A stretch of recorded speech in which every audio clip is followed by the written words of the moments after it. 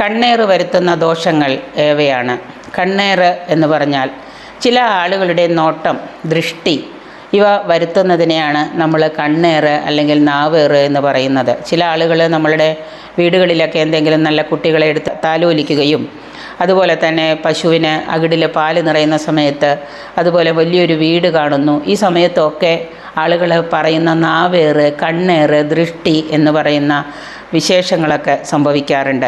ചില ആളുകൾക്ക് ദൃഷ്ടിബാധ, കണ്ണേറ് ദൃഷ്ടിബാധയായിട്ടും ബാധിക്കാറുണ്ട്. ചില ആളുകളുടെ പ്രശ്നവശാൽ നമ്മൾ ദൃഷ്ടിബാധ ബാധിച്ചിട്ടുണ്ടോ എന്നറിയാൻ അവരുടെ മുഖത്തേക്ക് നോക്കിയാൽ മതി.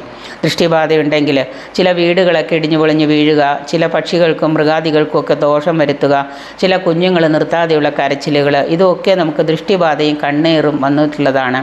അതുകൊണ്ട് തന്നെ കരിങ്കണ്ണ്, കണ്ണ് ദോഷങ്ങൾ എന്നൊക്കെ നമ്മളിതിനെ പറയാറുണ്ട്.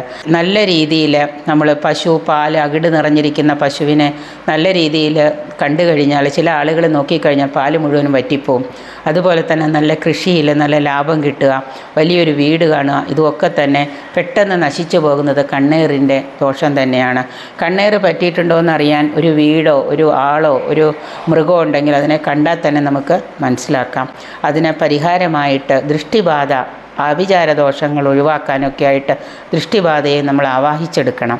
ഭദ്രകാളിയെങ്കിൽ ആവാഹിച്ചാൽ നമുക്ക് ദൃഷ്ടിബാധയും നാവേറും കണ്ണേറ് ദോഷവും മാറ്റാം.